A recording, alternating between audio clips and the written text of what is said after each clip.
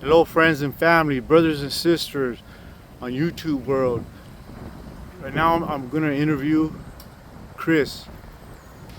He's homeless, but he's also an addict. And like you guys know that my story, I'm not trying to put him out there because I also was homeless and I also was addicted to methamphetamines for 20 years. It's only been by God's grace for 11 years I've been clean and sober. So I'm going to introduce you guys to Chris. He's from San Bernardino area. Hello, Chris. How you doing? I'm good. How you doing? Good. We just happened to meet. I was doing laps, walking, and I saw you, and I was like, hey, let me talk to him, see if he's willing to do an interview. Chris, so what's your current situation right now? Just kind of in between pads, just trying to get back home, but just chilling out. Kind of missed the train, kind of wasn't paying attention, but I don't know. So you're stuck in Needles. Yeah. Yeah.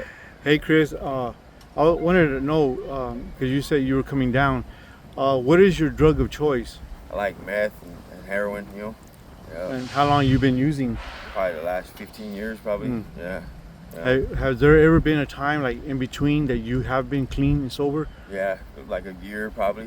I did like a year, and then it's been out and then in and out of jail. So there's like months and months and months and months, So that's like, but every time I get out, I just hit the road. I hit it again, Right. So, Have you ever sought treatment? Yeah, it works, but you gotta want that until it works, but you gotta want it. And I don't think I was ready yet, So it's like it's a choice. Yeah. And you got to be sick and tired of being sick and tired. Yeah. And when I was in therapy or when I was going through rehab, they said that that's the true meaning of insanity is we keep doing the same thing over and over as addicts. Right. So right now you're probably like you relapse, right? Yeah. Yeah. Like, okay. Yeah. So what are your plans? I don't know. I'm kind of just stuck right now. I don't know. So once you get back to your home in San Bernardino, or the area that you call home, I guess that's where you're from, San Bernardino. Yeah. Okay. So then, what is your plan? Just to find some work and just do a job. Gotta get right to work. That's definitely a thing. That's the only thing I think of. How old are you, Chris? I'm 37. 37. Yeah. You look younger than that. Huh. Also, I was going to ask you, do you have a wife or children or? No, I don't got anything going on right now. Like, just I had 2 kids, but they I've been in the mix for so long. It's just everything's just kind of they're in a different state, whole different state. So. Have you ever been to prison or locked up or? Yeah, I've been locked up like a while, like up and down, just do it's for the same drug stuff over and over and over and over, just forever. Like really, it's just forever. So do they have places in San Bernardino that you can go to for rehab or recovery? Yeah, stuff like that. Yeah, definitely, like with programs and stuff. Definitely, like Salvation Army stuff like that. Right. It's good stuff.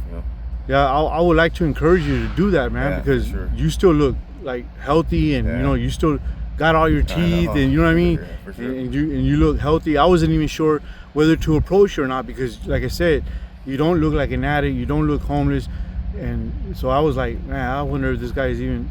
Yeah. But when I asked you, then you told me your story, how you were in between like places right now. You're kind of homeless, and you are an addict, right? Yeah. And you're coming down right now. Yeah. So, well, do you do blues or do you just do? Yeah. I do everything. So it's like everything. So where were you coming from before you got here? Havasu. Oh, you were coming from Havasu. Yeah. How long were you in Havasu? Just maybe 2 days or something. Yeah. So how did you get to Havasu? We were just giving a friend a ride out there, and then they were getting dropped off, and then I don't know, somebody just kind of like, I don't know, I don't know what the situation was, but these kind of like went separate ways, I kind of got left out here. I was like, what, like that's crazy, so I don't know. Huh. So what are your plans? Like when you Where is Havasu? Like how far is that?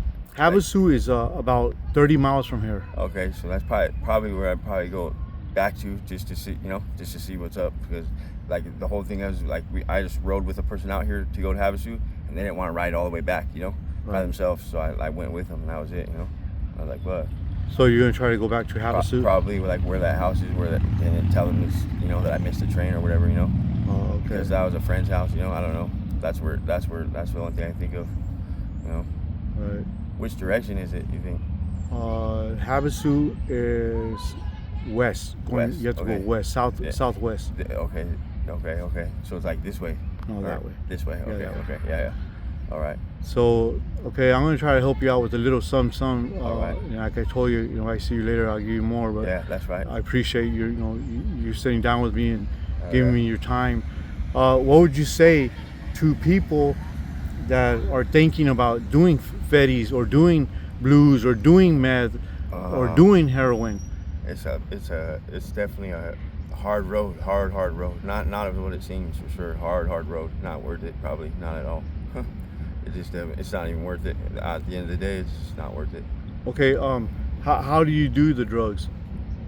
Slam it, smoke it, sniff it, anything. I did it all, you know. It's just The reason I'm asking you that, Chris, is because I used to slam for several years, and you know, it's a lie. They say that once you slam, you'll never stop. Yeah. But I've been clean and sober 11 years.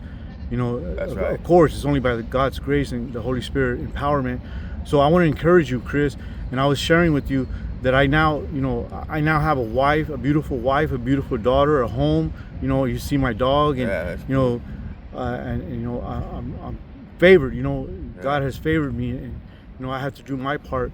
So, Chris, I just want to encourage you to do the same. You know, you don't have to be out in these streets. You don't have to be, you know, waking up and you lost everything, because you say you lost everything, right? Yeah. So you lost everything, and you don't have to waking up having to know that you lost everything that you own. You know, it's lost. You don't have anything with you right now, right? You're just walking. So I just want to encourage you, Chris. You know, this is not the end. You know, and God's only a prayer away. You know what I mean? And you know, that's my higher power. So, and that's what, you know, enabled me and empowered me to overcome. You know, 11 years. You know, like I said, Chris. You know, like I said, Chris, I used to slam. You know what I mean? And everybody used to hate getting high with me, because I was like Cookie Monster. I was a meth monster. You know what I mean? And nobody liked getting high with me, because I was, like I said, I was a cookie monster, a meth monster, and I was a bully. You know what I mean? I would like intimidate people. You know, so, you know, and that's not the kind of life. You know what I mean? Right. That life sucks, bro. Yeah, it does. So I just want to encourage you to keep your head up, and just, you know, hopefully you find your way out, and just, you know, remember, God's only a prayer away. Right. If there's anything you would want to say, maybe somebody will see this that you know, or family, or if you maybe a child or somebody that's thinking about doing meth or doing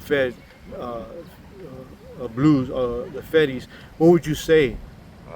It's not worth it. It's not worth it. That road's a long road, long road. It's not worth it. Definitely not. Okay. All right, Chris. All right. It was a pleasure. I appreciate you for having the courage to come on and, you know, talk about addiction and homelessness. And I appreciate you, Chris. And I wish you the best, man. All right. Thank you.